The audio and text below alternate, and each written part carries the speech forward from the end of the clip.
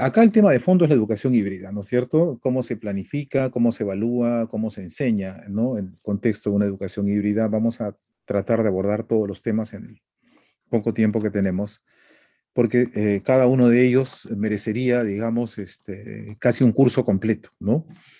Pero tenemos que partir por reconocer que estamos enfrentando un desafío enorme, muy grande, muy complejo, muy exigente, todos los profesores, ¿no? El retorno a las aulas no es cualquier retorno, como ocurría en el pasado, después de las vacaciones. Es un retorno muy particular porque llegan chicos con necesidades de aprendizaje extremadamente distintas. No todos van a estar con nosotros, algunos se van a quedar en casa, otros van a venir unos días y otros no. Algunos van a estar conectados, otros van a estar desconectados y vamos a tener que responder a todo eso. Entonces, en ese sentido, yo creo que tenemos que es útil aclarar algunos temas, algunos conceptos, no para hacer más fácil, digamos, el reto, porque el reto es grande, sino para hacerlo menos complicado de lo que ya es, ¿no es cierto? Con algunos malos entendidos que yo espero poder aclarar ahora. A ver, eh, lo primero que quisiera compartir, estimados, estimadas colegas, es cuál es el objetivo, cuál es el horizonte del trabajo pedagógico que hacemos los profesores. No podemos perder de vista el para qué. Los medios, la discusión sobre los medios no nos puede hacer perder de vista la finalidad. Lo más importante es la finalidad. ¿Qué es lo que queremos conseguir con nuestros estudiantes? Y es en función de eso que nosotros podemos discutir mejor, ¿no? Sobre los medios disponibles o no disponibles para conseguir eso. En ese sentido, yo quisiera reiterar cosas que ustedes conocen, pero que me parece importante puntualizar porque también aquí hay muchos malos entendidos. Uh, Cuando hablamos de competencias, estamos hablando de una manera de actuar frente a los problemas. La competencia se define de esa forma, es una manera de actuar frente a los problemas. Y voy a explicar muy rápidamente y muy gráficamente en qué consiste esta manera de actuar. Cuando nosotros confrontamos un problema que nos reta porque no tiene una solución conocida, si la tuviera no sería un problema, ¿verdad? Uh, pero si no la tiene, entonces es un problema porque la solución hay que construirla, hay que buscarla, hay que encontrarla. Entonces, enfrentamos un problema cualquiera en cualquier ámbito de la vida.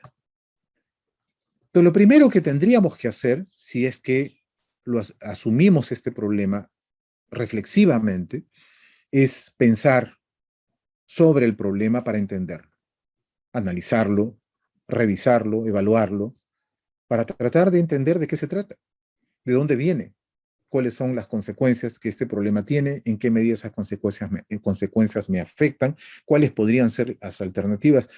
Yo tengo que entender el problema que se me ha parecido que me están planteando. Lo siguiente que tengo que hacer es analizar mis alternativas sobre una comprensión, por lo menos primaria, del problema que tenemos. Yo tengo que evaluar qué opciones tengo. ¿Puedo responder de cualquier manera o habrá una respuesta más adecuada que otra? Entonces tengo que evaluar mis posibilidades. Acto seguido, tengo que tomar una decisión y luego esa decisión la tengo que poner a prueba, ¿no es cierto? Tengo que ensayarla para ver si es que funciona o no funciona, si se resuelve o no se resuelve el problema. Y una vez que la he aplicado, tengo que ver los resultados. Si funcionó, si no funcionó. Si no funcionó, tengo que volver a empezar. Si funcionó, éxito, resolví el problema. Pero dense ustedes cuenta que en todo este circuito la cabeza está encendida, funcionando al 100%, para entender el problema, para evaluar mis opciones, para tomar la decisión más razonable, para aplicarla y evaluar sus resultados. Entonces, a esto le llamo una manera de enfrentar los problemas, una manera reflexiva de enfrentar los problemas. No es la única manera que tenemos las personas para enfrentar los problemas. También podemos enfrentar los problemas con los ojos cerrados, ¿no es cierto? Entonces, creemos que ya sabemos de qué se trata el problema y nos ahorramos el trabajo de analizarlo. Y entonces improvisamos una respuesta, ni siquiera evaluamos opciones, sino que utilizamos la que siempre, la más conocida, la que nos han aconsejado o la primera que se nos viene a la mente. Y entonces el resultado puede ser desastroso, puede ser desastroso. Nosotros nos quejamos cuando vamos a una consulta médica y el doctor ni siquiera nos analiza. Nos pregunta, ¿y usted qué tiene? Todos, doctor, ya, tome esto, y nos despacha. Pero ni siquiera nos ha mirado la garganta, nos ha preguntado desde cuándo, nada, ¿no? Entonces decimos, pero ¿y ese jarabe me va a resolver el problema de la tos? Y si la tos tiene otro origen, nosotros valoramos un médico cuando el médico nos hace análisis, nos examina, nos hace buenas preguntas para entender qué es lo que nos pasa y cuáles son las causas del síntoma que le estamos llevando. Pero en todas las profesiones uno puede actuar también de manera ciega, ¿no es cierto? Y entonces uno responde en automático, sin pensar. La actuación competente es una actuación reflexiva, es cuando la persona piensa, analiza, reflexiona el problema, las posibles respuestas y la efectividad de las soluciones que finalmente decide. Eso es en eso consiste una actuación competente. Ustedes comprenderán que si en eso consiste actuar de forma competente, la educación tiene que darle a los estudiantes de toda edad la oportunidad de aprender a resolver problemas, usando su propia cabeza, tomando sus propias decisiones, evaluando sus resultados aún a riesgo de equivocarse. Ustedes dirán, pero profesor, ¿cómo vamos a hacer eso? Son chicos, ellos todavía no saben, uno tiene que orientar. No, pues, es que si pensamos de esa forma, entonces no hay posibilidad alguna que los chicos puedan aprender competencias. No hay, ¿sí? Para aprender competencias, el chico tiene que aprender a pensar por sí mismo, a decidir por sí mismo. Si esa posibilidad no existe, porque nosotros le hemos estructurado todo para que él solo siga las instrucciones, no hay posibilidad alguna para desarrollar competencias. Es decir, los chicos van a aprender a repetir lo que el profesor les enseñó, pero no van a aprender a enfrentar problemas de manera reflexiva en ningún ámbito de su vida.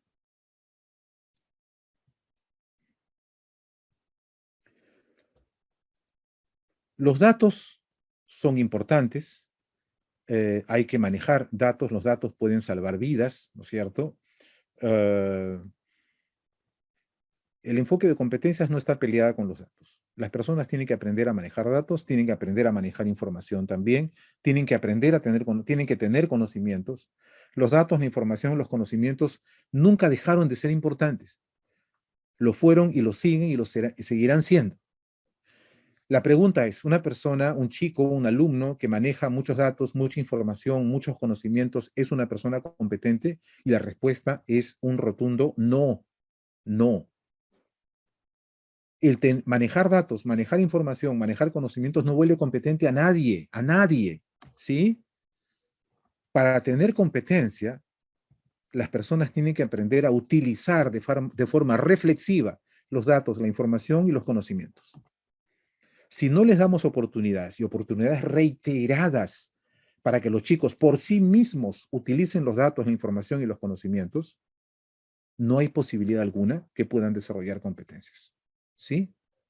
Nosotros venimos de una tradición donde la educación se acababa acá, ¿no es cierto? Ahí se acababa. Y ahí mandábamos al chico a su casa y sentíamos que habíamos cumplido con nuestra misión como educadores. Así ha sido la educación siglo XVIII, siglo XIX y prácticamente todo el siglo XX. Siglo XXI necesitamos dar un paso hacia acá. Esta generación de chicos, de chicas, necesitan ya no aprender a repetir, sino a utilizar el conocimiento de forma inteligente, porque los problemas que van a enfrentarse, los problemas que van a enfrentar en el ámbito laboral, en el ámbito social, en el ámbito ambiental, en el ámbito político, en el ámbito cultural, en el ámbito del conocimiento, exigen, requieren, demandan que ellos sepan utilizar datos, información y conocimientos de forma reflexiva, inteligente y creativa. Y eso es lo que tienen que aprender con nosotros.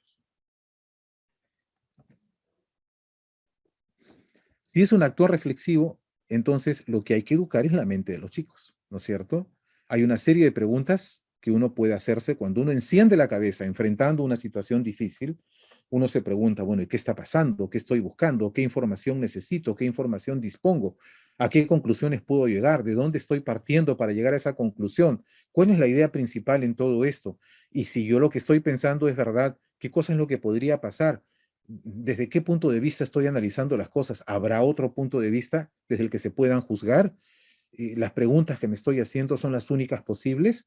¿Por qué me hago estas preguntas y no otras? Es decir, la cabeza se hace preguntas, piensa, ¿no? Reflexiona, conecta, asocia, ¿no? ¿Cuándo? Cuando estamos analizando los problemas, cuando estamos analizando las alternativas, cuando estamos analizando la mejor decisión, cuando estamos analizando los resultados, ¿sí? Esa es la característica básica de la competencia, es el actuar reflexivo. No hay actuar reflexivo cuando el chico se limita a seguir instrucciones, ¿sí? Eso tenemos que tenerlo claro, ¿sí? Y cuando las conclusiones a las que tiene que llegar como resultado de una sesión están predeterminadas por el profesor, ahí no hay actuar reflexivo porque el profesor ya le dijo cómo es que tiene que pensar, ¿de acuerdo? Dense cuenta que el desarrollo de competencias supone romper una lógica a la que nos hemos acostumbrado, nos hemos sentido muy cómodos durante casi 300 años utilizando esta lógica. Exponer a los alumnos los hechos, los acontecimientos, las ideas, los conceptos, los enfoques, las teorías, y al final les mandamos algún ejercicio de aplicación. Eso se llama lógica deductiva. Partimos de lo grande para llegar a lo pequeño, de lo abstracto para llegar a lo concreto, de lo general para llegar a lo particular, ¿no es cierto? De la teoría para llegar a la práctica. Esa es la lógica deductiva. Los sistemas educativos surgen en el mundo, fines del siglo XVIII, basados en la deducción como lógica de enseñanza y aprendizaje. Por eso es que nos hemos acostumbrado a eso, no es gratuito, ¿sí? En la universidad o en el instituto pedagógico hemos aprendido con la misma lógica. Nuestros formadores nos han dado las teorías. Ya nosotros que aplicarlas cuando salgamos a la vida profesional. Lo que estamos retados ahora es hacerlo al revés. Partir más bien de los problemas. Analizar los problemas, reflexionar sobre los problemas, conceptualizar nuestra reflexión y desde esa comprensión más lúcida, más amplia, más profunda de los problemas, regresar a los problemas para poder resolverlos. Eso es aprender por inducción. Y la deducción y la inducción son lógicas opuestas, ¿sí? Aprender competencias descansa, el aprendizaje de las competencias descansa en una lógica inductiva, porque parte de hechos, parte de problemas, parte de situaciones. Nuestra costumbre es más deductiva, parte de conceptos, ¿no? De nociones, de teorías, que es lo que queremos enseñar. Entonces nos brota del cuerpo espontáneamente enseñar eso, ¿no? Pero las competencias invierten la tortilla. No, el chico es el que tiene que pensar. Él tiene que llegar a sus conclusiones. Oye, pero eso demora mucho tiempo, yo tengo que avanzar. Sí, claro, toma tiempo. Esta prisa por cumplir con el programa tiene que ver con el modelo pedagógico sobre el que se fundan los sistemas educativos. Y ese es un modelo que lo diseña Juan Amos Comenius en el siglo XVI. Los ilustrados del siglo XVIII lo retoman, pero eso es un modelo creado el siglo XVI. ¿Partía de qué premisa? Que en 10 meses, o en 11 meses, o en 12 meses, un grupo de muchachos de la misma edad podía aprender exactamente las mismas cosas de forma simultánea, al mismo tiempo y con los mismos métodos. Es decir, hace 6 o 7 siglos atrás se diseñó este modelo. Se partía del supuesto de que los chicos podían aprender lo mismo en el mismo tiempo, que eso era posible. ¿Por qué se pensaba que era posible? Porque en esa época se pensaba que educar consistía en entregar información. Entonces, en un año, yo entregaba un paquete de información a los chicos de una misma edad y los chicos recibían el paquete. Yo no me podía atrasar, porque si yo llegaba al último mes del año, habiendo cuotas de información que no había entregado todavía, entonces, ¿cómo iba a ser? Porque cuando pasaran al siguiente grado, la información que les iban a dar era otra y les faltaba información del año anterior. Entonces me apuraba, corría y les entregaba rápido la información para que no dejar de entregar la información que me habían encargado de entregar. En un currículum por competencias, esa prisa por cumplir el programa no tiene sentido, porque el tipo de aprendizajes por competencias no consisten en información, son aprendizajes de orden cualitativo, que necesitan maduración, son habilidades, habilidades complejas, donde hay habilidades cognitivas, habilidades sociales que están implicadas. Y eso no se aprende a la carrera, de apurolas, a la rápida, a empujones. Eso se aprende despacio, porque hay que pensar, y pensar toma tiempo, porque hay que discutir y hay que investigar. Y pensar, discutir e investigar toma tiempo. No se puede hacer a las locas, ¿sí? Entonces, claro, como tenemos en el cuerpo este apuro por acabar, por avanzar, ¿no? Por abarcar más áreas, más competencias, eso contradice completamente la lógica de aprendizaje por inducción que requieren las competencias, ¿sí? Los profesores tienen una herramienta, fíjense, muy sencilla, que no necesita de tecnología, para ayudar a los chicos a aprender a actuar de forma reflexiva. Que esas preguntas son una donación de nuestro viejo amigo, ¿no? El querido Sócrates. Nos la regaló hace 2300 años. Sócrates hacía estas preguntas a sus discípulos cuando venían a consultarle algo. Le decía, oye, pero ¿y tú, esta pregunta que me estás haciendo, ¿me puedes poner un ejemplo? Porque no la entiendo. ¿Me lo puedes explicar con otras palabras?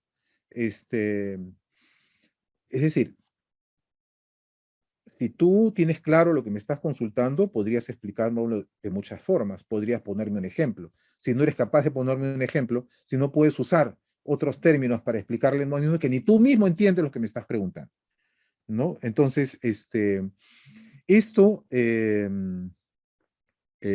importante tenerlo en cuenta. Primer tipo de preguntas. Segundo tipo de preguntas, los supuestos. ¿En qué te basas?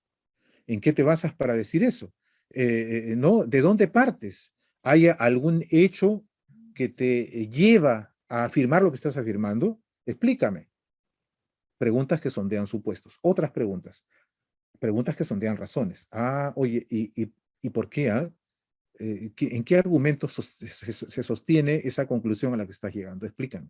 ¿No? Dame tus razones. Otras, puntos de vista. Interesante, pero ese es un punto de vista. ¿Conoces a otra persona que opina distinto a ti sobre lo mismo? ¿Hay otra manera de ver las cosas? ¿Te has puesto a pensar en eso? Otro tipo de preguntas. Implicancias. Y si tú lo que dices fuera cierto, ¿qué pasaría? ¿Cuáles crees que podrían ser las consecuencias? Pregunta sobre la pregunta. Qué interesante tu pregunta, pero ¿por qué me estás preguntando eso? Ah? Esa pregunta de dónde viene, ¿no? ¿De dónde te nace ese interés, esa curiosidad? Explícame. Con todas estas preguntas, Sócrates lo que hacía era invitar a sus interlocutores a pensar. Son las preguntas que los profesores pueden utilizar en el aula para ayudar a los chicos a pensar los problemas, a pensar las alternativas, a pensar sus decisiones, a pensar sus resultados. ¿Sí? Eh, Se utiliza, la mayéutica socrática se utiliza mucho en pedagogía. Hace 30 años, Paulo Freire escribió un libro maravilloso que se llamaba Pedagogía de la Pregunta. Después han aparecido más textos sistematizando formas de preguntar, que no son preguntas pues cerradas, ¿no? Son formas de preguntar abiertas que invitan a la reflexión, no a recordar un dato que el profesor dio en clase. Con estas preguntas podemos ayudar de una forma extraordinaria a los chicos a desarrollar competencias. Muy bien, esto para dejar claro que ese es el objetivo de nuestro trabajo pedagógico, es nuestra misión, hacia eso nos dirigimos, es nuestro propósito, ¿sí? No está de más decirlo, porque yo he encontrado muchas sesiones que he venido realizando en estos últimos 2 años. Se le llama competencias a sesiones que están enfocadas en contenidos. Utilizan toda la nomenclatura del currículum para diseñar sesiones que están nítidamente enfocadas en contenidos. Y eso pasa porque muchos colegas lo que han hecho es asumir que el área curricular es un área temática. Y las competencias las miran como si fueran un objetivo general. Y entonces empiezan a trabajar los temas relacionados con la competencia. Entonces, su sesión está enfocada en contenidos, no en competencias. Pero, ¿tú crees que te reconocen? No, darían la vida, ¿no? Para defender que lo que están enseñando son competencias. Es que se ha creado esa confusión. Tú le llamas competencias a los conocimientos que quieres impartir, ¿no es cierto? Porque tiene relación con la temática, ¿no es cierto?, de una determinada área curricular. Y utiliza los mismos términos. Y eso es un gravísimo error en el que hemos incurrido, ¿no? Un buen sector de profesores hemos incurrido en ese error. Por eso me parece importante todo lo que les he dicho previamente, porque si no corregimos esa equivocación, vamos a seguir metiendo la pata, estimados colegas. Vamos a lo híbrido, ¿sí? ¿Qué tenemos en este momento? Según las normas tenemos una educación híbrida, pero ¿realmente tenemos una educación híbrida o lo que tenemos en realidad es una educación semipresencial? Quiero darles algunos argumentos, ¿ya? Miren, universalmente la educación híbrida se define como una combinación de educación a distancia con educación presencial que está mediada por la tecnología y por la tecnología digital fundamentalmente, ¿sí? Es una combinación de clases sincrónicas y de clases asincrónicas, ¿no es cierto? Más una serie de recursos digitales que se ponen a disposición de los chicos para que ellos puedan aprender solos, siguiendo una ruta propia, ¿no? De aprendizaje. Ok. Entonces, ustedes entren a la sección de imágenes de Google, pongan educación híbrida y van a ver que todas las figuritas que aparecen tienen que ver con, son como estas. En todas aparece una imagen de alguien que está recibiendo clases en un aula y en una computadora. Porque en todas partes del mundo lo híbrido está asociado con lo digital, con la tecnología digital, con la educación virtual. ¿Sí? ¿Cuáles son los requisitos para una educación híbrida? Les voy a proponer 6. Y esto tampoco es un invento mío, eso está en las fuentes sobre educación híbrida, está clarísimo. En primer lugar, infraestructura tecnológica que asegure la conectividad de las familias y las escuelas, ¿sí? Nosotros sabemos que, grosso modo, solo un 30% de familias tiene conexión a Internet, y eso no significa que esa conexión sea en todos los casos muy buena, porque ancha banda no tienen todos, ¿sí? Y algunos tienen un Internet pésimo. Segundo, capacitación docente en competencias digitales y capacitación docente en modelo híbrido. Cómo combinar lo presencial con recursos virtuales, ¿no es cierto?, para una educación a distancia. Tercero, libertad de las instituciones educativas para adecuar los planes de estudio, porque claro, hay mucha heterogeneidad. Vamos a recibir aulas profundamente heterogéneas, con chicos que han estado conectados, no conectados, que van a venir un día, que no van a venir otro día. No, entonces, los planes de estudio no pueden ser iguales, no podemos uniformizar, tenemos que diversificar y entonces las escuelas tienen que tener libertad para adecuar sus planes de estudio. Uh, Paciencia y mucha perseverancia, porque la transformación hacia lo híbrido en todas partes del mundo es un proceso gradual, que avanza paso a paso hasta que se logre la cobertura digital. Y el hecho de tener conectividad no convierte en híbrida la enseñanza, porque hay que crear los dispositivos que permitan el aprendizaje autónomo de los chicos en casa. Entonces, si están conectados, ya entonces es híbrido, tampoco, lo siento, pero yo no he inventado el concepto. El concepto está ahí y lo que dice es eso, ¿no? Lo híbrido es combina lo presencial con la educación a distancia, pero una educación a distancia que descansa en una tecnología que permite a los chicos aprender por su cuenta. Otro requisito, la posibilidad de que cada estudiante cree un entorno personalizado de aprendizaje, lo que vengo diciendo, ¿no es cierto? Los chicos tienen que tener el Internet, les tendría que ofrecer los recursos, no el Internet, sino, digamos, la oferta de educación a distancia por medios virtuales, tendrían que ofrecer a los chicos las herramientas que le permitan aprender por su cuenta. Y finalmente, supone, digamos, priorizar en el espacio presencial las interacciones para que todos los aspectos de ejercicios, evaluaciones se puedan hacer en línea, digamos, fuera del ámbito de la escuela, privilegiando el contacto, ¿no?, entre seres humanos, ¿no?, que no, los chicos no estén metidos en sus carpetas, en sus cuadernos o en sus tablets si las tienen, sino que estén interactuando entre ellos y con el profesor. Todas estas características, hay más, pero he seleccionado estas 6 para decirles, estimados colegas, la educación híbrida en este momento sigue siendo una promesa, sigue siendo una ilusión, una esperanza, una apuesta, un propósito, todavía no es una realidad. Yo sé que las normas hablan de que estamos en una educación híbrida. Yo creo que las normas pecan de optimismo, ¿no es cierto?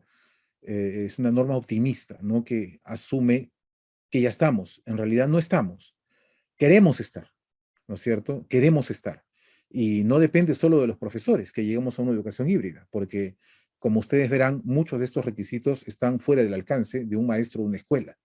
Entonces, el país tiene que crear las condiciones para que haya conectividad, haya una oferta tecnológica seria, especializada, profesionalizada, que cree este tipo de oportunidades a través de una modalidad a distancia.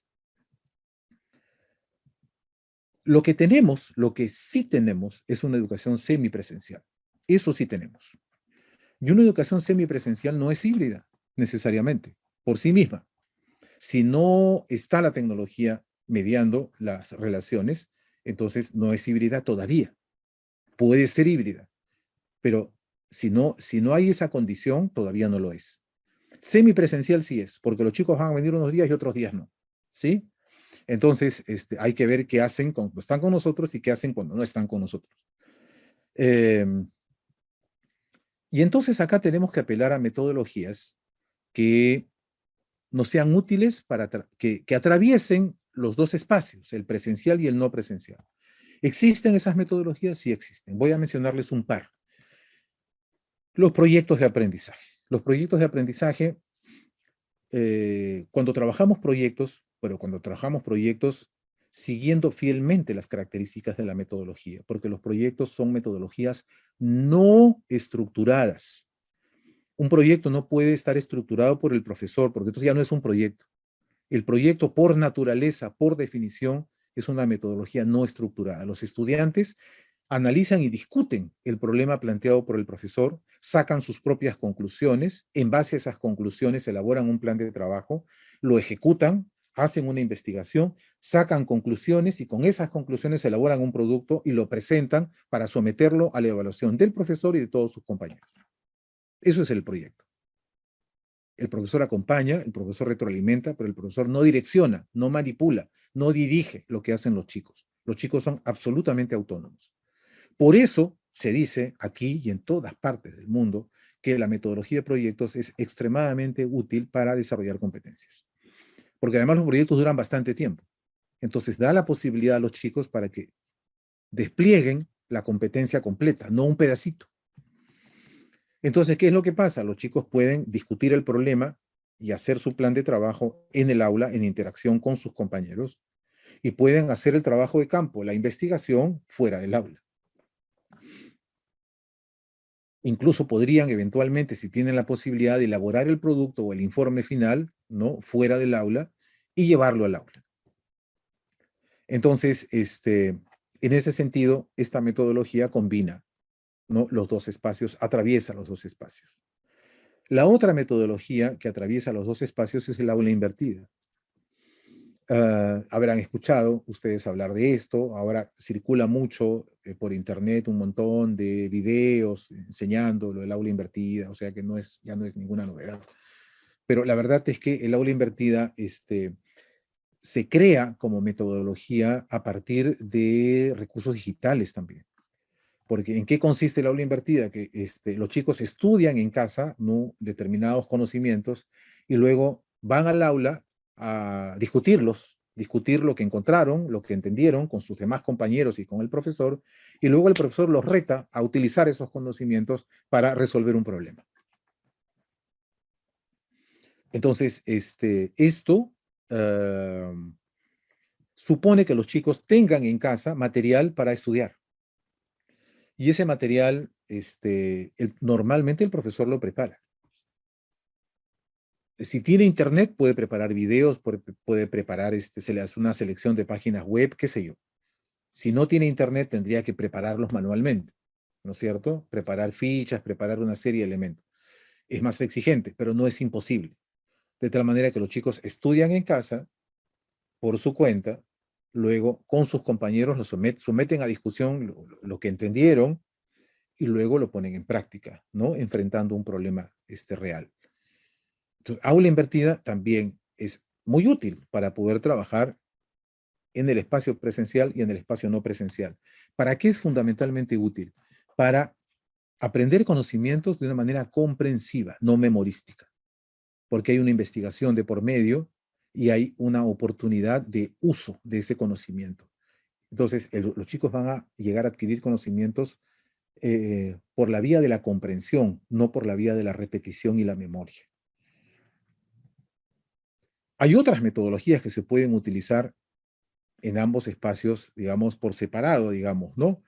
En el ámbito presencial se pueden trabajar microsesiones, ¿no? O sea, algunas secuencias didácticas para la lectura, para la escritura. Se pueden hacer también juegos de roles, se pueden hacer paneles de debate sobre temas controversiales, experimentos científicos, diálogo socrático. Les he enseñado yo las 6 preguntas de Sócrates. Entonces, a partir de una noticia, los chicos pueden poner en práctica, por ejemplo, su competencia de comunicación oral a través de un diálogo socrático con el profesor, donde el profesor los invita a conversar sobre la noticia y el profesor va colocando preguntas socráticas que los retan a pensar cada vez con mayor profundidad.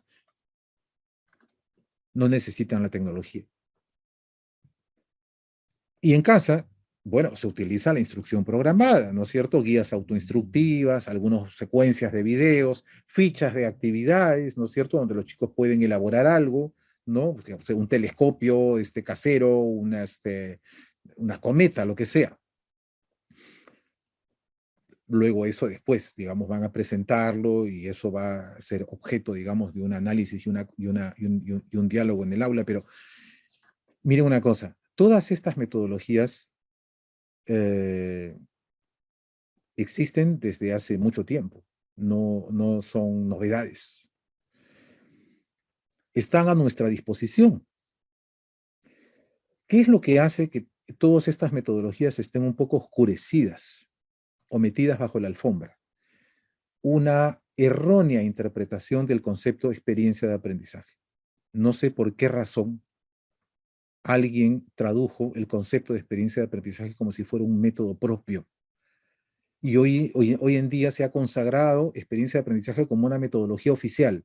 Solo se puede planificar en base a experiencias de aprendizaje. No hay país del mundo que haga esas cosas, estimadas colegas. Y esto lo vamos a ver a continuación. Todas las metodologías que tenemos a nuestra disposición no han quedado abolidas.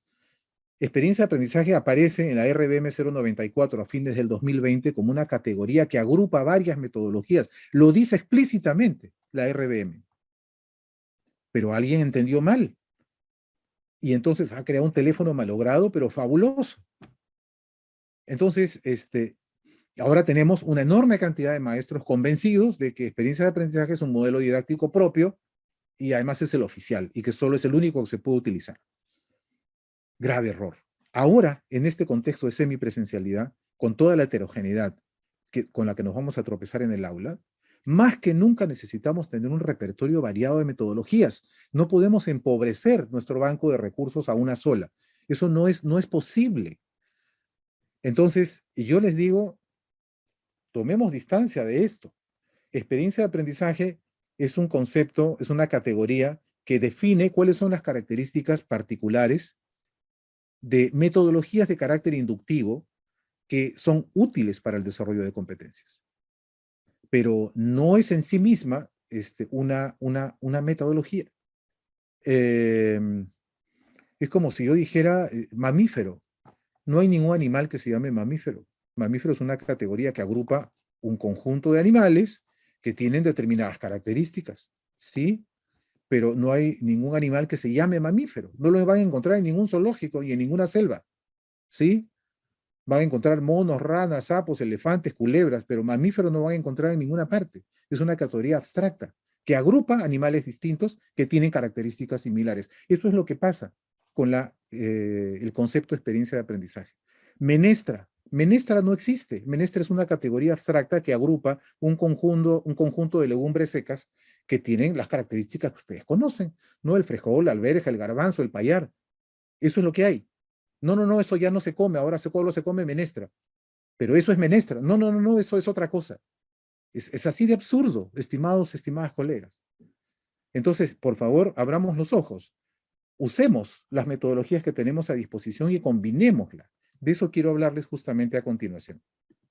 Miren, cuando los chicos hacen un proyecto de aprendizaje, el proyecto es lo suficientemente extenso como para que el profesor adentro, en el curso de la investigación de los chicos, pueda colaborar con la investigación. ¿Con qué? Por ejemplo, aportándole bibliografía o textos curados. ¿Qué cosa es un texto curado? Un texto, por ejemplo, científico, que está en un lenguaje demasiado técnico, que no es accesible a los estudiantes de ese grado. Entonces el profesor lo explica de una manera sencilla, porque esa es una información que los chicos tienen que manejar. Puede producir videos explicativos, incluso por el celular, donde explica algunas nociones. Puede enseñarles algunos procedimientos técnicos, cómo se elabora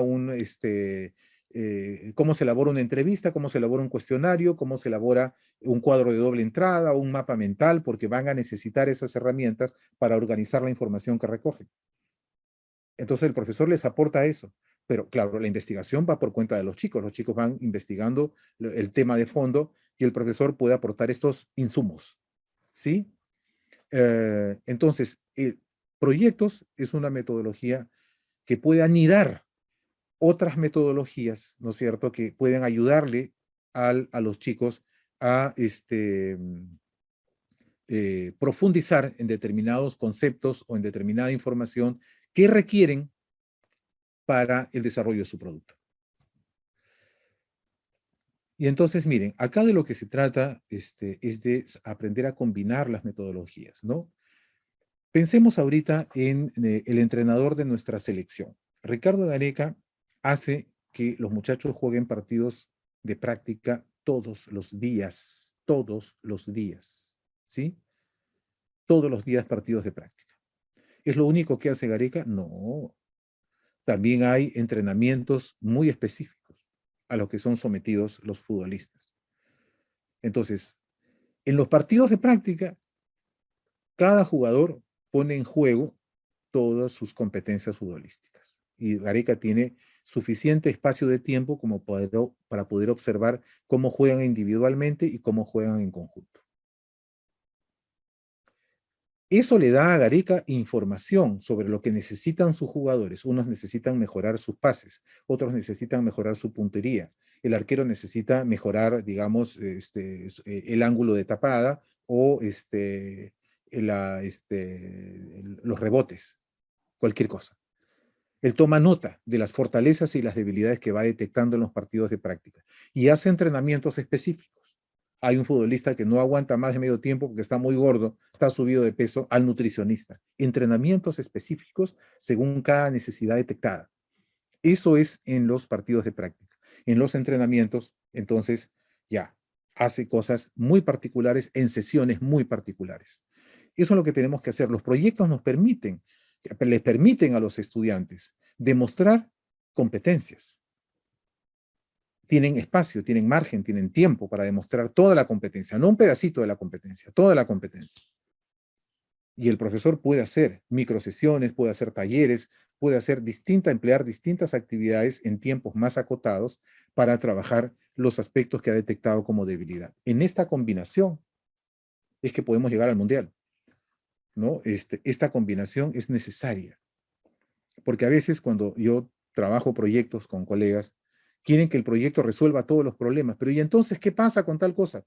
Es que el proyecto tiene una finalidad, pero se combina con otras metodologías para complementar su efectividad. Si hay problemas con las matemáticas, con determinadas competencias matemáticas, yo puedo hacer microtalleres, ¿no es cierto?, para que los chicos refuercen su capacidad de, por ejemplo, manejo estadística.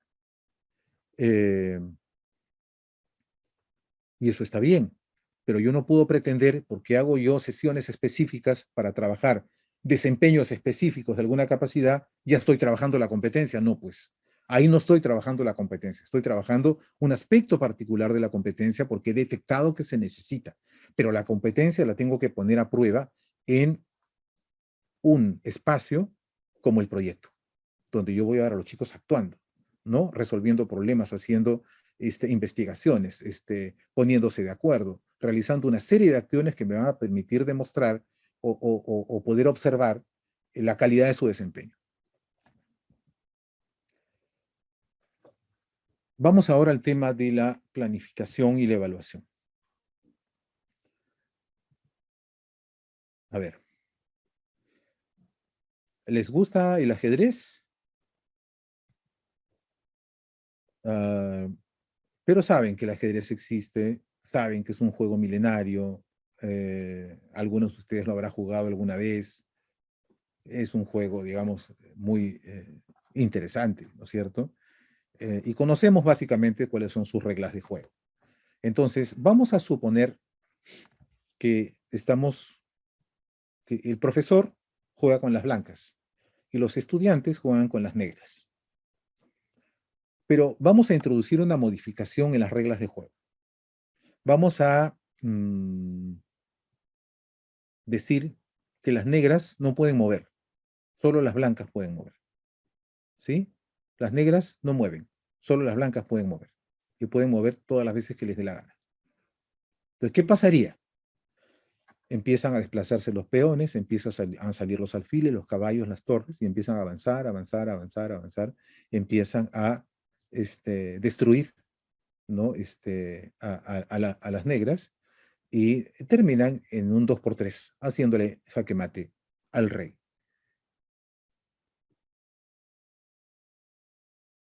Eso pasaría si es que las reglas indican que las negras no juegan, solo las blancas juegan.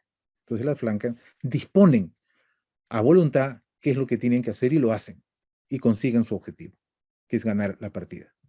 Ahora, imaginemos una partida de ajedrez donde las fichas no están así en el partidor, sino que están así en el medio juego, donde ya, digamos, ya hay una posición, hay posiciones diversas en el tablero de unas fichas y otras.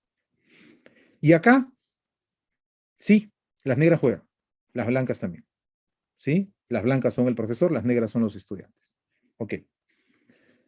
En una situación como esa, si las negras pueden jugar, quiere decir que las blancas no pueden hacer un solo movimiento sin tener en cuenta cuál es la posición del otro y cuáles son sus posibilidades de respuesta. Si yo actúo en este segundo tablero como actúan las blancas en el primer tablero, es decir, me muevo nomás a donde yo quiero, voy a perder la partida, porque las negras juegan, ¿sí? Y pueden terminar ganándome. Es decir, yo puedo fracasar, no puedo conseguir mi objetivo. Si yo quiero conseguir mi objetivo, entonces yo tengo que considerar la posición en la que están las negras, sus posibilidades de respuesta frente a los movimientos que yo haga. No puedo mover una sola ficha sin considerar al otro, sus necesidades y sus posibilidades. Si la planificación en un salón de clases fuera como en el caso del primer tablero, a esto le llamaríamos planificación normativa.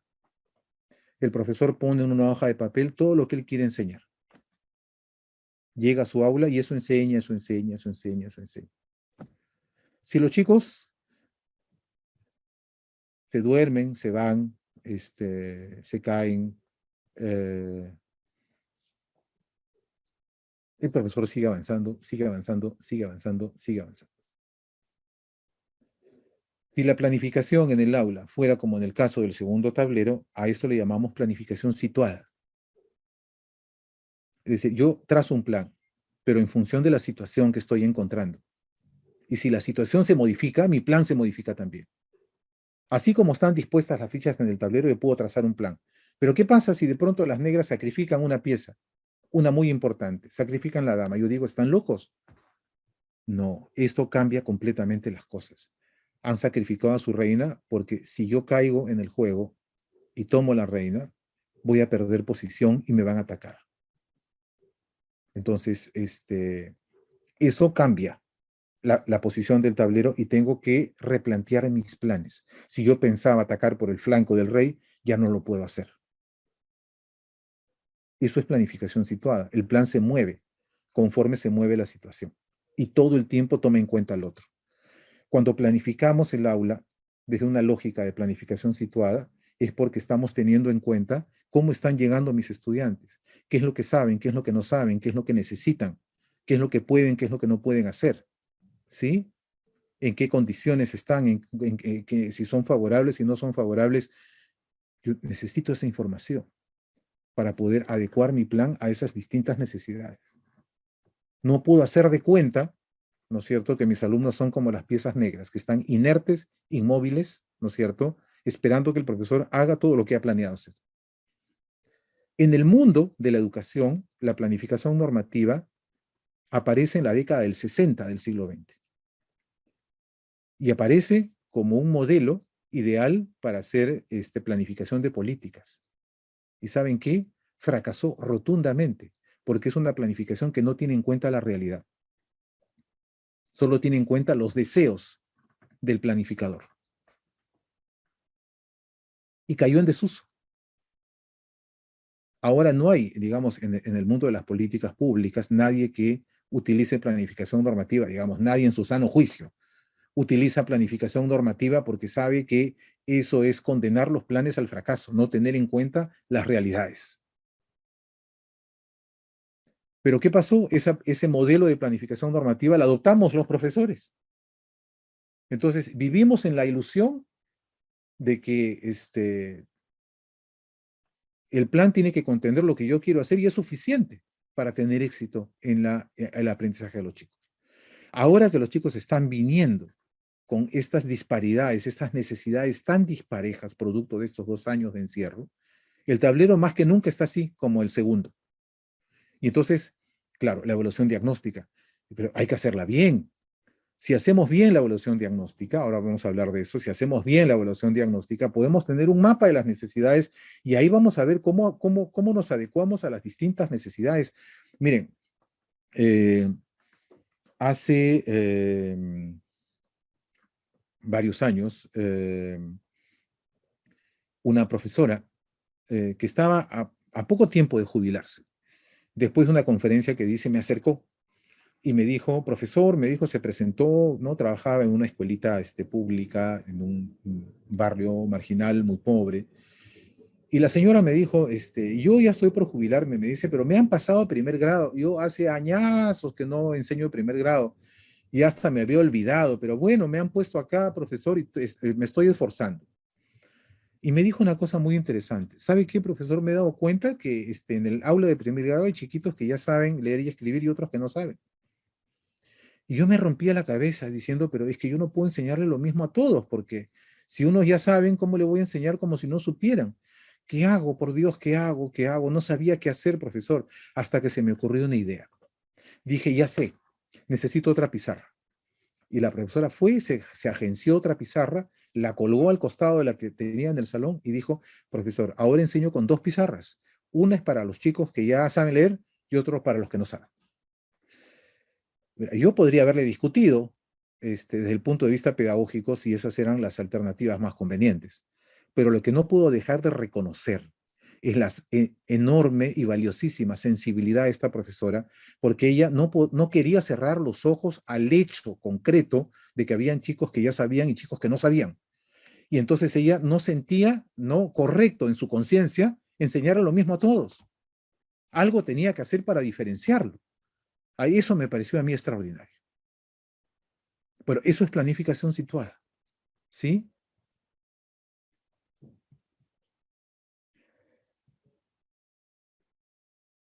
Y entonces vamos al tema de experiencias de aprendizaje, porque ¿cómo se planifica una experiencia de aprendizaje? Yo les digo, depende de la metodología. Yo he leído los atributos que se asigna la modificación a la norma de retorno al concepto de experiencia de aprendizaje. Y yo digo, esto vale, esto no calza, porque depende de la metodología. Esto sí, esto no calza porque depende de la metodología. Esto es común a todas las metodologías, esto no. Esto es típico de una metodología, pero si yo utilizo esta característica, ya no puedo usar determinadas metodologías. Es que hay una confusión ahí. Yo no puedo uniformizar. Hay características que no, no resisten la uniformización. Yo le pongo un ejemplo, ¿no? Dicen que una característica cuando uno diseña una experiencia de aprendizaje es que tiene que considerar actividades adentro del aula y fuera del aula, en casa y en la escuela. Y yo digo, y con los textos escolares, usando los materiales. Yo digo, pero eso depende de la metodología, depende de mi objetivo. De repente yo no necesito que eso se haga en el aula y en la casa, sino solamente en el aula. De repente no necesito que se haga afuera, solamente dentro del salón. De repente necesito que se haga solamente afuera y no adentro del salón. ¿Por qué tengo que, ya veo yo a los profesores tratando de hacer diseños donde entre todo eso? ¿Y por qué tengo que usar los materiales si depende del método y mi propósito? Si yo los necesito, los uso. Si no los necesito, no los uso.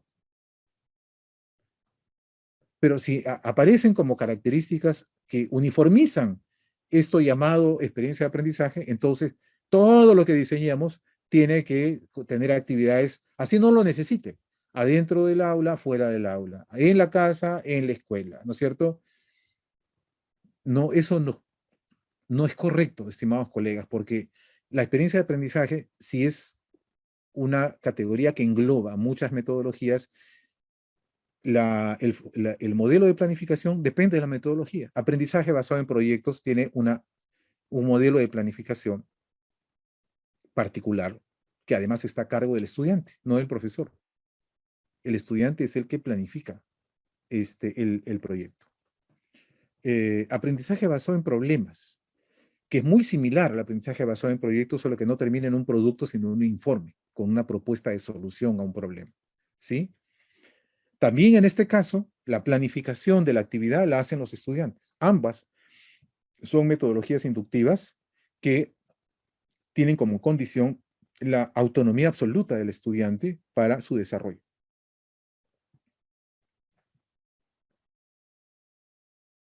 El método de casos, ¿no? El método de casos, ¿no es cierto? Que el profesor propone un caso, ¿no? Con lujo de detalles, ¿no? Un caso determinado, un problema que puede ser de interés para los chicos y que pueda, digamos, un poco retar su interés, su curiosidad.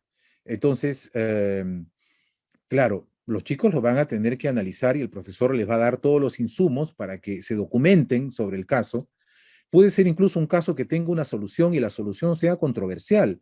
Y entonces los estudiantes tienen que tomar una postura, si esa solución fue la correcta o no fue la correcta, cuáles fueron las consecuencias, etcétera.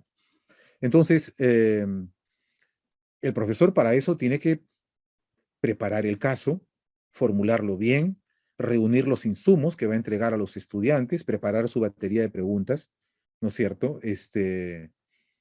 Ok, ya, la discusión que va a haber, ¿no es cierto?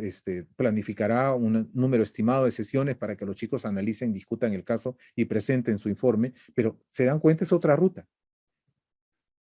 Métodos de indagación. Los métodos de indagación se pueden utilizar para trabajar conocimientos en el área de las ciencias sociales o también naturales. Entonces yo puedo hacer un experimento científico para, por ejemplo, poner a prueba el concepto de la gravedad o el concepto de sustancia. Uh, Y acá yo estoy estructurando todo, porque los pasos para que el experimento funcione se los tengo que dar a los chicos. No puedo dejar que ellos los inventen, porque esos pasos ya existen. Y el resultado está predefinido, porque tiene que funcionar, ¿no? Se tiene que poder demostrar lo que queríamos demostrar. A partir de ahí se va a generar toda una reflexión de los chicos. Ellos van a formular hipótesis de por qué ocurrió ese fenómeno, qué creen que lo desencadenó, etcétera, etcétera, etcétera. Pero esto tiene otra ruta de planificación. Aula invertida, ya he hablado de eso. Esto tiene también otro modelo de planificación. El profesor tiene que, digamos, seleccionar un tema, preparar los materiales que los chicos van a estudiar en casa, ¿no es cierto? Y organizar el debate en el aula y el problema que los chicos tienen que analizar. La simulación, ¿no es cierto? Que es muy parecido al juego de roles, pero que no lo es, porque acá los chicos no actúan, no desempeñan un papel, sino que analizan, ¿no?, el desempeño de determinados actores y hacen de cuenta como si estuvieran adentro, ¿no?, del problema, como si fueran protagonistas o partícipes de la situación.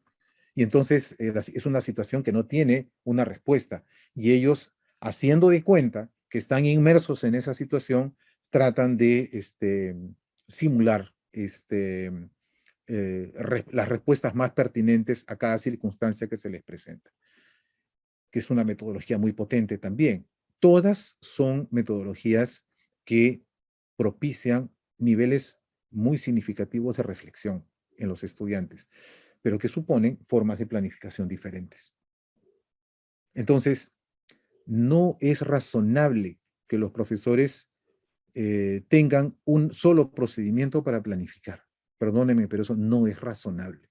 Eso nos está limitando en un momento en que necesitamos más bien más repertorio, más recursos, más libertad metodológica para poder combinar este tipo de metodologías que son reflexivas, que son inductivas, que inducen a la reflexión para el desarrollo de las competencias.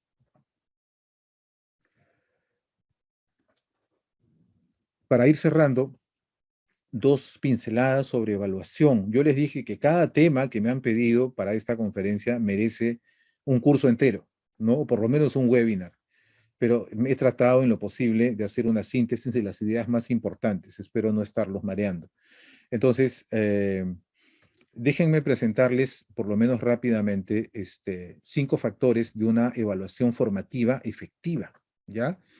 Como es un tema que está muy investigado, esto que voy a presentar ahora son 5, casi como 5 lecciones aprendidas de la experiencia de uso de la evaluación formativa en las aulas.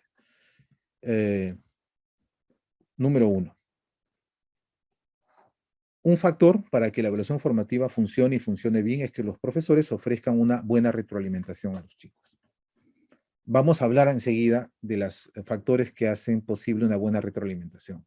Pero hay muchas formas de hacer retroalimentación y hay formas correctas y hay formas erróneas de ofrecer retroalimentación. Y eso tenemos que tenerlo muy claro. Cualquier cosa que el profesor le diga a los chicos no se llama retroalimentación. En segundo lugar, que los estudiantes estén involucrados de forma activa en su propio aprendizaje, es decir, que sean los chicos los protagonistas, no el profesor el que lo lleve de la mano y que le diga, vas a hacer esto, después esto, después esto, después lo otro. Porque entonces, ¿qué vas a evaluar? Vas a evaluar su capacidad de obedecer, no su capacidad de pensar y tomar decisiones por sí mismos. Tercero, que los docentes ajusten sus estrategias de enseñanza de acuerdo a los resultados de la evaluación. Es decir, lo que salga de la evaluación, el profesor tiene que usarlo también para corregirse él mismo, porque muchas dificultades de los chicos pueden tener su origen en metidas de pata nuestras, y hay que tener la apertura y la flexibilidad necesaria para admitirlo. En cuarto lugar, que se reconozca que la evaluación influye en la motivación y en la autoestima de los estudiantes. Por lo tanto, uno tiene que ser sumamente empático y muy delicado. Uno no puede utilizar la evaluación como una herramienta para intimidar, para asustar, para arrinconar, para escarmentar. ¿Qué es lo que han hecho con nosotros cuando hemos sido estudiantes, ¿no es cierto?, en nuestra época escolar? Y eso que no lo olvidamos jamás, porque las mayores vergüenzas que nos han hecho pasar nuestros profesores cuando hemos estado nosotros en el colegio han tenido que ver con la evaluación. No vamos a repetirlo ahora. Entonces, la evaluación es un elemento demasiado sensible para la autoestima de los chicos como para que uno lo utilice como una herramienta de presión. Y en quinto lugar, que los estudiantes sepan cómo autoevaluarse, ¿sí? Es decir, los criterios que yo voy a usar tienen que ser los criterios que me permiten identificar la competencia. Los chicos los tienen que conocer para que ellos mismos se puedan evaluar y ellos mismos puedan darse cuenta si están o no están demostrando la competencia y en qué grado lo están haciendo. Yo sé, estimadas y estimados colegas, que esto no es chancay de a medio, porque ¿saben? No es porque sea en realidad, si uno lo examina bien, extremadamente difícil, sino porque no tenemos costumbre de hacer estas cosas. Eso lo hace difícil. Entonces tenemos que desaprender una manera de entender la evaluación para poder aprender esto. Y entonces eso es casi como quitarse una ropa que nos es muy querida para ponernos otra, y no queremos, y entonces queremos combinar, ¿no es cierto? Y queremos ponernos la ropa nueva encima de la vieja, y termina una cosa espantosa. Entonces, ahora, 6 factores que hacen efectiva una buena retroalimentación son los siguientes. Primero, se basa en criterios, y en criterios claros, no en criterios que solo los pueda descifrar un especialista. En criterios claros, que estén a disposición de los chicos para que ellos se puedan autoevaluar. En segundo lugar, es una retroalimentación que está centrada en la calidad del trabajo, no en el cumplimiento, que está centrada en el proceso que ha conducido a ese producto y no solamente en el resultado, y que está centrada en las estrategias que los chicos han empleado para ver si la competencia se ha evidenciado o no se ha evidenciado en las decisiones que ha tomado. En tercer lugar, se enfoca también en los aspectos que han sido priorizados. Si yo estoy evaluando la competencia de en la actividad, he decidido trabajar una competencia de matemática y otra de ciencias, yo no puedo aprovechar el pánico para evaluar al chico mal porque el texto está mal escrito. Perdóname, pero tú decidiste que no ibas a evaluar comunicación aquí. Entonces, ahorita tu lente está puesto en las competencias matemáticas y las competencias de indagación científica, digamos, pero no en la de comunicación. Bueno, toma nota que ahí pueden tener una debilidad, pero tú no vas a calificar mal a este chico porque eso no es lo que estás evaluando. Yo cuántas veces me he encontrado con colegas que me dicen, no, yo evalúo todo. Perdóname, no puedes evaluar todo, pues. ¿No? Así como el ejemplo que pone Pedro Ravela, un chico que es muy hábil en matemáticas, que conoce muchas matemáticas, pero le ponen 10 en un examen porque el chico es faltón, porque el chico es contestón, porque el chico no es aseado, porque el chico está atrasado en el cuaderno. Y todo eso le van bajando puntos y entonces el chico que merecería un 20 porque hizo un examen brillante, lo jalan por todas estas cosas que no tienen nada que ver con su habilidad. No es que yo evalúo todo. No, no evalúas todo. Evalúas lo que has decidido evaluar. En cuarto lugar, es una retroalimentación concreta. No es una cosa así general, abstracta, gaseosa. Y permite que el chico tenga pistas claras sobre cómo mejorar. En quinto lugar, ayuda, o sea, estimula la reflexión, ayuda a que los chicos puedan pensar, digamos, en mayor profundidad, ¿no? Las cosas que ha hecho y las razones por las que las ha hecho de esa manera. Y finalmente, obviamente, es una retroalimentación que ayuda a que los chicos avancen en dirección al nivel esperado de la competencia, ¿no es cierto? No que se quede estancado o que retroceda. Obviamente, si está bien hecha, tiene que ayudarlo a avanzar, a que la distancia entre lo que hace y lo que debería demostrar sea cada vez más corta.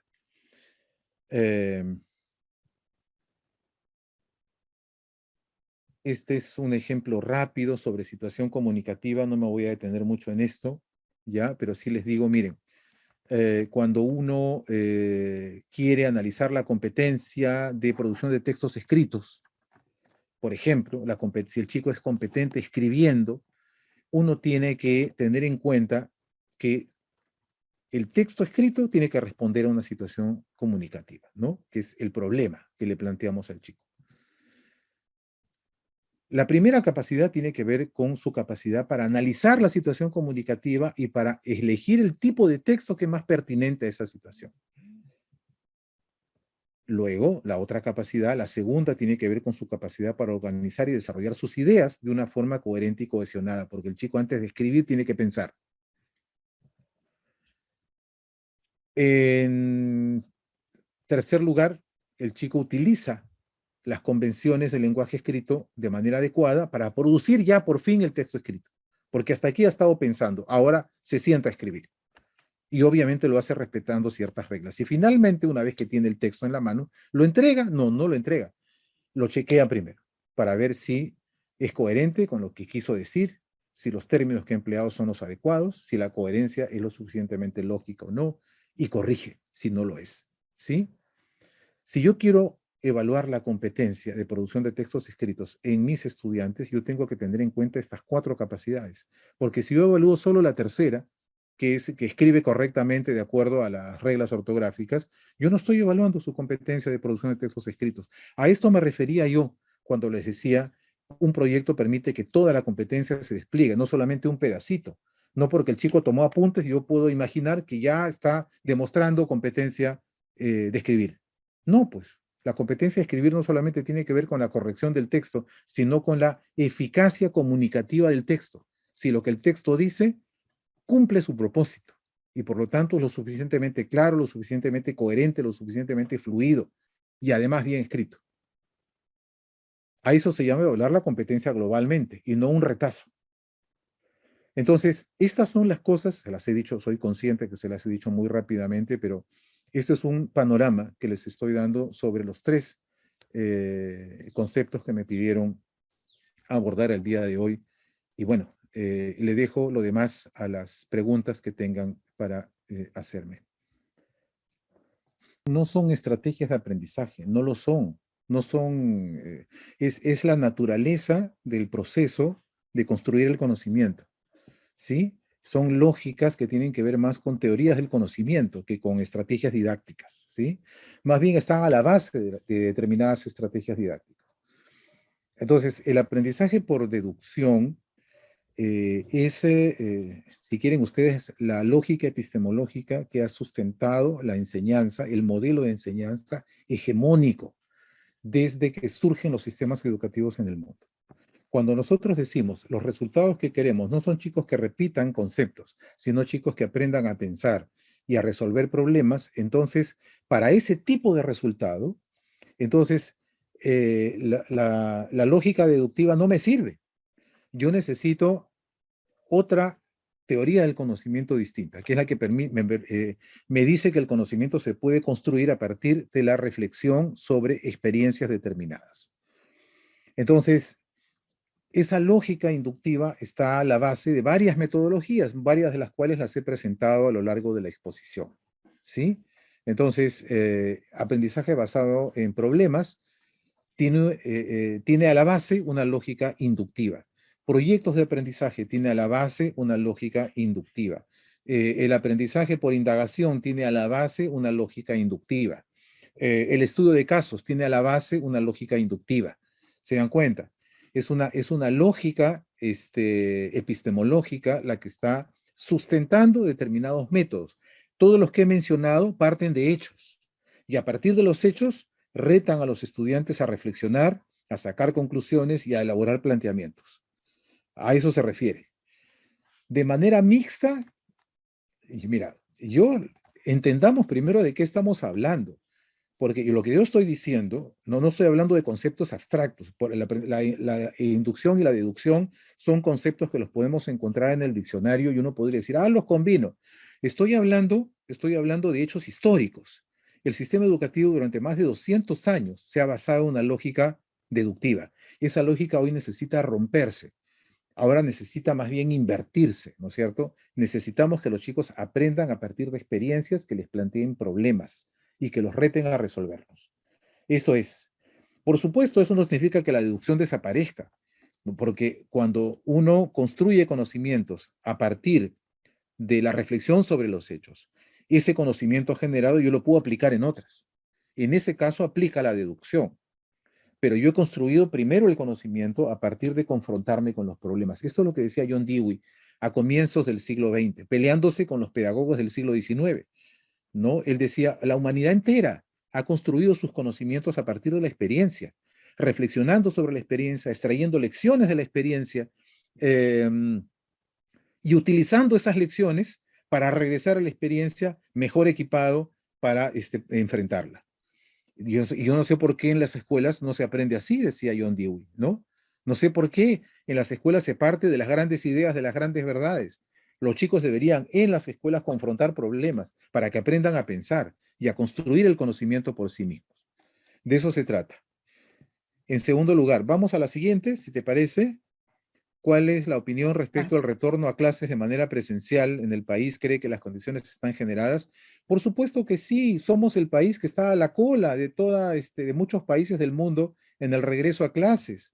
Aquí ha primado mucho, no solamente el temor, ¿no? Sino yo creo que, miren ustedes, entre el 2020 y el 2021 hemos tenido 6 ministros de educación, 6 ministros, ¿sí? Lo que da un promedio de vida al ministro de 4 meses de vida por ministro, en promedio.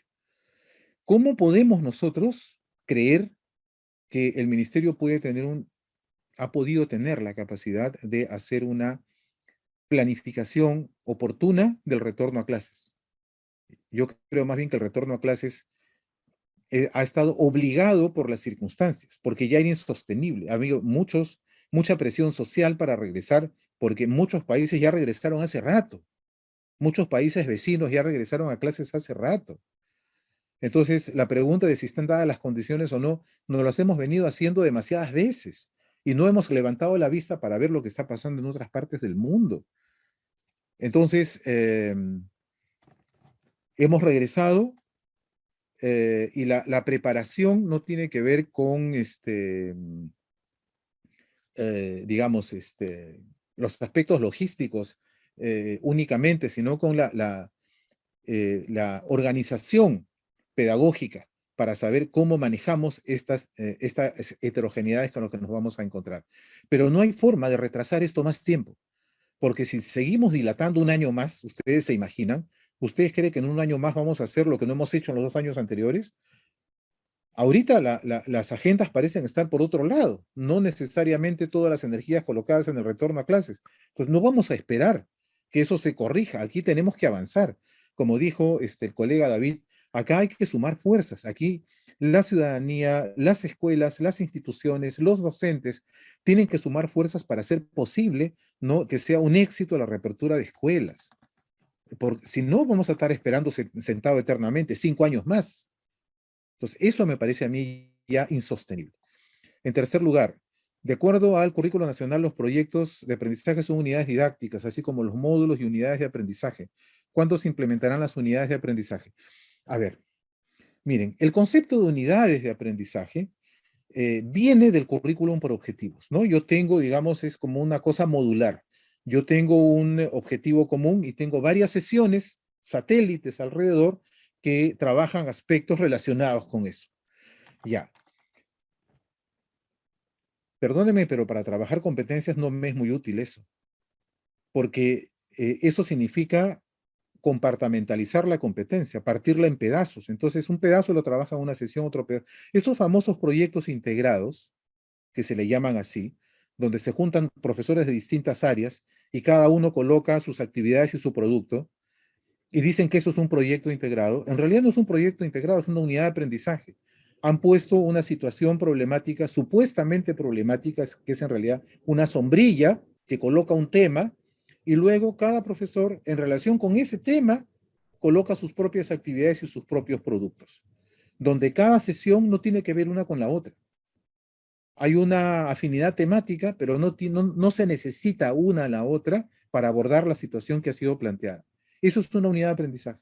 ¿Eso me ayuda a desarrollar competencias? No, no me ayuda. No me ayuda. ¿Los proyectos son unidades de aprendizaje? No, no son. A ver, una cocina surge al que me encuentra el pasaje del currículo nacional donde dice que el proyecto es una unidad de aprendizaje. Una cocina surge, no sé si existirán todavía, pero busco una y se las obsequio. No hay. Eh, Lo que dice el currículo nacional en las orientaciones pedagógicas, en las 10 páginas donde están las orientaciones pedagógicas en la última sección del currículo, es que los proyectos son la metodología más recomendable para desarrollar competencias. Yo paro de cabeza el currículum y no cae ningún párrafo donde diga que el proyecto es una unidad de aprendizaje. Entonces, leamos atentamente eso, porque las confusiones vienen de allí. Cuando yo hago una lectura rápida y entonces de pronto creo firmemente en que el currículum dice algo que en realidad no dice, ¿ya? Así es que tengamos cuidado con eso. ¿Qué alternativas de solución propone para diversificar en la planificación, ya que no todos los estudiantes aprenden de la misma manera? Bueno, es que precisamente metodologías como las que yo he presentado aquí permiten que los estudiantes puedan involucrarse cada uno desde su nivel de habilidad, ¿sí? En un proyecto los chicos se distribuyen tareas y los chicos van a asumir las tareas que están en capacidad de realizar. Y la interacción los reta además para poder avanzar. Se generan dinámicas de interaprendizaje, ¿no? Lo mismo pasa con nosotros, el aprendizaje basado en problemas, los estudios de casos. incluso, digamos, con las metodologías como por indagación, los estudiantes van a seguir un conjunto de instrucciones para hacer posible el surgimiento de un determinado fenómeno, eh, y la reflexión sobre las características de ese fenómeno le va a permitir acceder a determinadas nociones básicas de la ciencia. Y eso lo pueden hacer todos los chicos, independientemente del nivel en el que estén. Esto se hace hasta en educación inicial. Hay en Europa desde hace mucho tiempo un proyecto que se llama Ciencia en la Cocina, que yo he visto que aquí ya lo ha traído el CONCITEC, que es cómo se aprende ciencia, química y física cocinando. Entonces, hay metodologías que permiten que los chicos puedan involucrarse, ¿no?, en la respuesta a un desafío, independientemente del nivel en el que se encuentre, aportando cada uno desde sus posibilidades. Esa es una cuestión. La otra cuestión es la que yo he mencionado también en la exposición. Uno puede trabajar sesiones específicas con los chicos que tienen determinadas debilidades en determinadas competencias, ¿sí? Independientemente de que no tengo que todo el mundo trabaje lo mismo. Si hay chicos que tienen dificultades con una determinada competencia matemática, bueno, yo hago un taller con esos chicos y no los meto a todos a hacer eso, ¿sí? Y con otros yo trabajo otras cosas. Y el trabajo en simultáneo con grupos que están abordando actividades distintas en función de objetivos distintos es absolutamente posible. No forma parte de nuestras costumbres, nos reta. Quisiéramos que todos estén haciendo lo mismo. Esa es la herencia cultural del siglo XVIII. Pero tenemos que tomar distancia de ese modelo. Ahora más que nunca tenemos que aprender a trabajar en simultáneo atendiendo necesidades distintas. ¿Qué entendemos por experiencias individualizadas dentro de la metodología híbrida? Ok, quiere decir que los chicos tienen, digamos, a disposición recursos virtuales que les permiten ellos mismos aprender a partir del nivel en el que están. Yo les pongo un ejemplo clarísimo, porque una colega que es especialista en matemáticas diseñó un libro, no sé si le dieron luz verde, pero me enseñó el prototipo.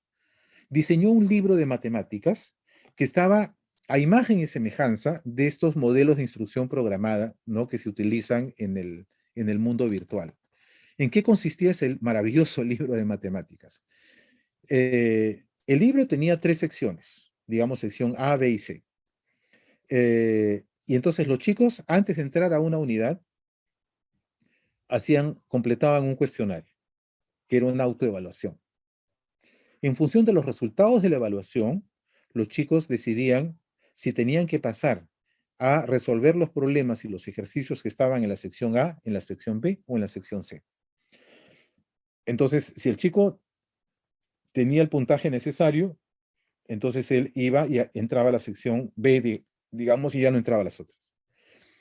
Y así sucesivamente. Entonces, eh, eso hacen las máquinas, eso hacen las computadoras. Te testean y en función de tus resultados te dicen sigue esta ruta, sigue esta ruta, sigue esta ruta. Entonces, no están todos obligados a seguir la misma secuencia, sino que la secuencia se acomoda al nivel en el que estás. Eso es instrucción programada, ¿no? Y eso se puede hacer virtualmente, ¿no? Esta amiga lo hizo en un libro y me pareció maravilloso, ¿no? Porque tomó la idea y lo plasmó en un libro. Entonces, a eso se refieren experiencias no solo individualizadas, sino autogestionadas, porque el chico sigue esa secuencia sin necesidad de tener un profesor o que un profesor le indique lo que tiene que hacer porque la máquina se lo indica. A eso me refiero cuando digo, no basta que las escuelas estén y las familias conectadas para decir, ah, ya hay educación híbrida porque hay conectividad. No, pues, tiene que haber una oferta de educación a distancia que diseñe estos recursos y los ponga a disposición de los chicos. Si eso no hay, así hay una excelente conectividad, todavía no estamos en educación híbrida. ¿Cómo planteo la evaluación diagnóstica para saber la situación en la que llegan los estudiantes y luego tomar decisiones? Bueno, esa es una tremenda cuestión. El año pasado, también, digamos, hemos escrito varios artículos sobre esto. Evaluar competencias es una cosa exigente porque requiere que el profesor maneje los estándares y sepa generar criterios a partir de los estándares. Habría que preguntarnos si todos los profesores han aprendido a hacer eso o todavía no. Requiere además ofrecerle a los chicos lo que se llaman actividades auténticas, es decir, actividades reales, retadoras, que les exijan realmente poner esa competencia en juego. No una, sino varias, porque el chico puede acertar en una y puede fallar en otras. Entonces yo tengo que ver si hay constancia. Si hay constancia en la habilidad, quiere decir entonces que esa competencia está demostrándose y se está demostrando en un cierto nivel porque responde a los criterios que yo había previsto. Entonces, una evaluación diagnóstica de competencias no se puede hacer en un día, tampoco se puede hacer en un mes, porque son demasiadas competencias. Yo tendría que elegir qué competencias quiero evaluar. Ya, las de comunicación, las de matemática, las de ciencias, ¿qué más? Personal social, no sé, pues, pero digamos, ahí hay varias ya, hay varias. Y entonces, uh, muchos colegas me han dicho con toda honestidad que hacer eso les resultaba a ellos demasiado complicado porque tenían la presión de hacer clases. Entonces, ¿en qué tiempo hacen la evaluación diagnóstica? Entonces, lo que hacían era, daban a los chicos por aprobados los que habían estado conectados todo el año anterior. A este chico ha estado participando siempre, ha hecho todos sus trabajos, tiene A. Este chico ha estado desconectado, no, no ha hecho nada o me ha entregado muy pocos trabajos, tiene B o tiene C. Y esa era la forma práctica de evaluar que utilizaban porque no sabían cómo manejarlo de evaluación diagnóstica. Entonces, pedirle a los profesores que hagan una evaluación diagnóstica de competencias es suponer que los profesores manejan el enfoque de evaluación cualitativa de las competencias, conocen y manejan bien los estándares, saben deducir criterios y hacer evaluación criterial. Si no es así, entonces está bien tranca que lo hayan podido. Por eso es que en alguna oportunidad yo he dicho, quisiera que recogieran experiencias exitosas de evaluación diagnóstica del año 2021 para que sirvan de modelo. Alguien lo ha hecho bien, quiero ver, porque si alguien lo ha hecho bien, lo quiero poner en una vitrina para que los demás vean cómo lo ha hecho. O no hay, o no hemos buscado, no lo sé, pero es complejo. Yo lo que estoy proponiendo este año, ya que regresamos a la presencial, es que se repita, ¿no?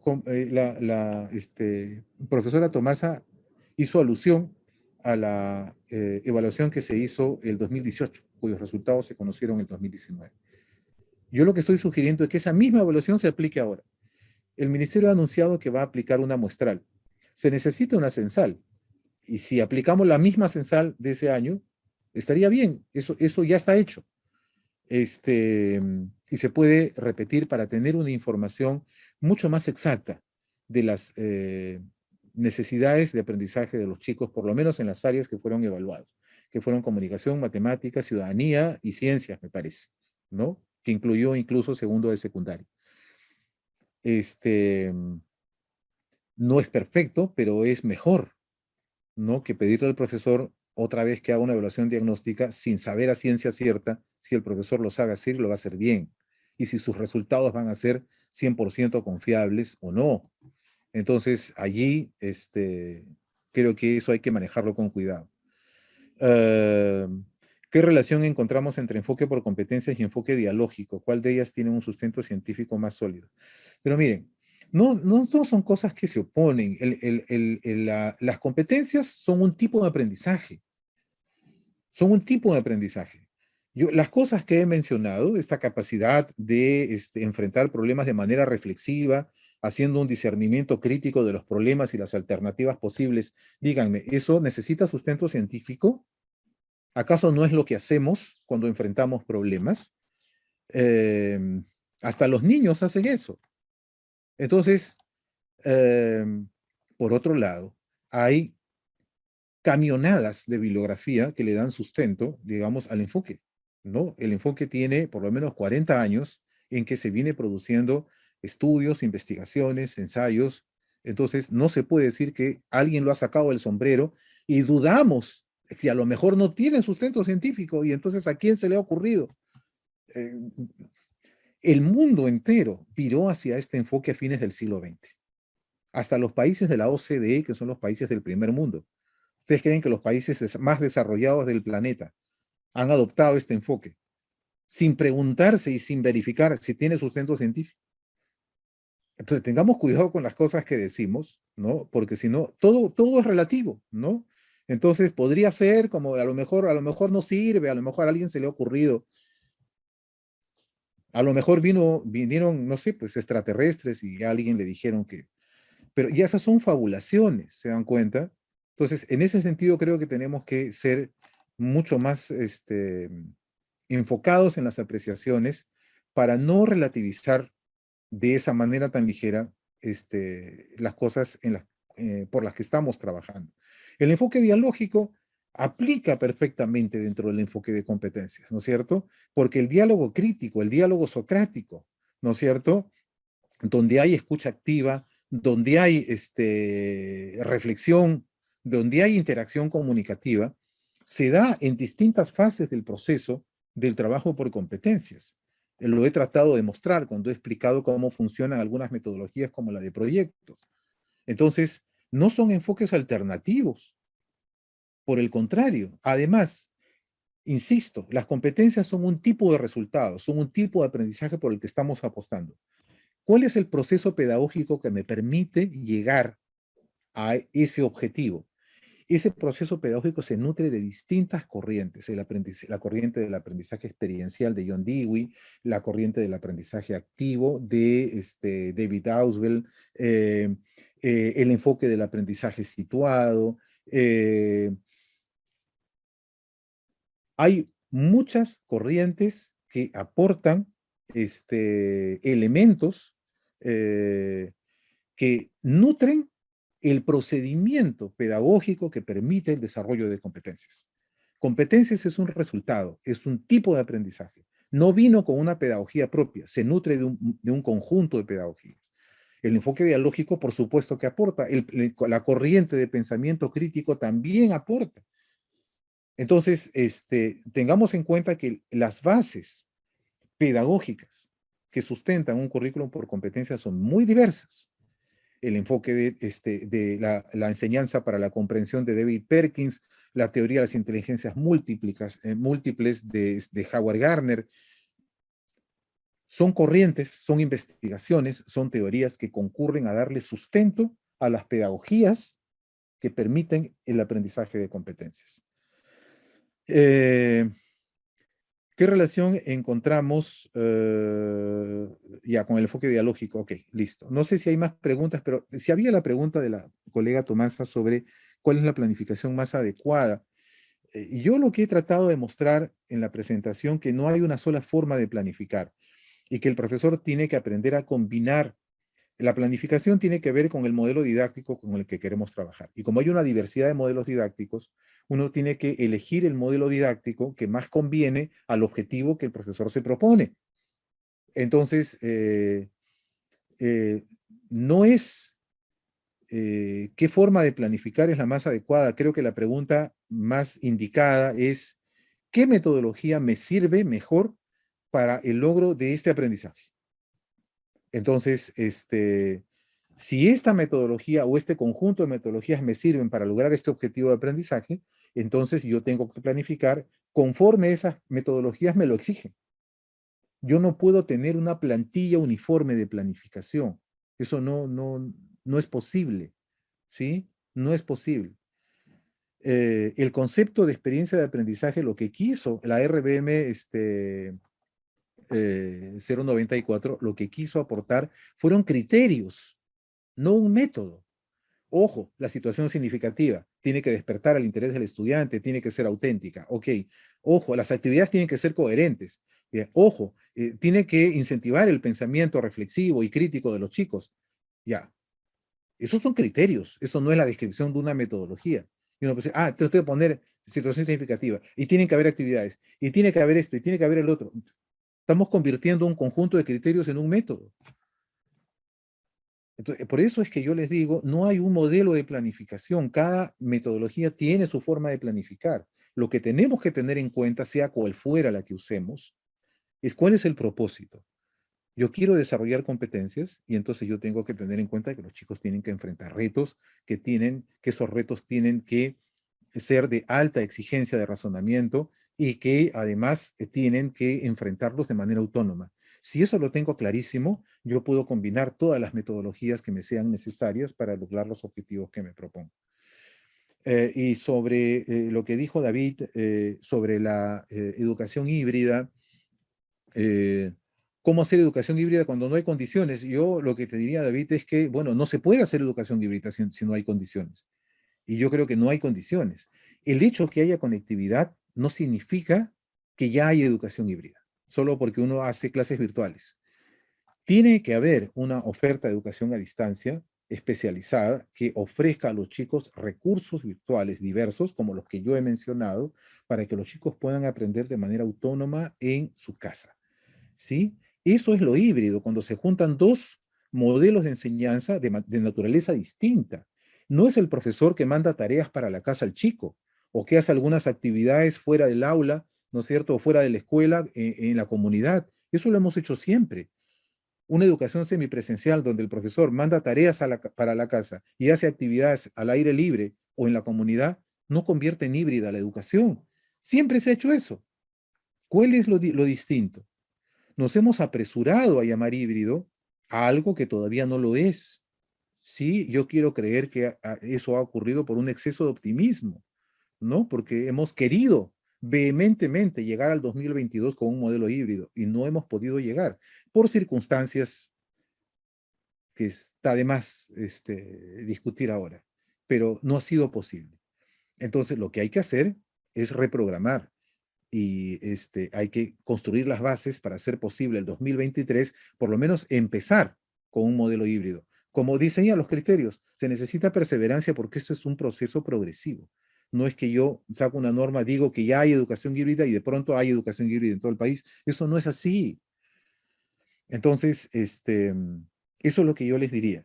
Si no hay las condiciones, estas condiciones, no se puede pues, hacer educación híbrida, ni siquiera en las ciudades. ¿No? Porque las ciudades pueden, como insisto, pueden las zonas urbanas tener conectividad, pero ¿dónde está la oferta de educación a distancia que ofrece esta clase de recursos? Si eso no hay, entonces no hay educación híbrida. Hay educación semipresencial con posibilidades de, digamos, hacer clases presenciales y clases en línea, pero son clases. Entonces el profesor haciendo clases, solo que lo ven por televisión, ya no lo ven en directo, pero es el mismo modelo. No hay dos modelos de naturaleza distinta, ¿no? Que se estén combinando, porque lo híbrido tiene que ver con eso, ¿no?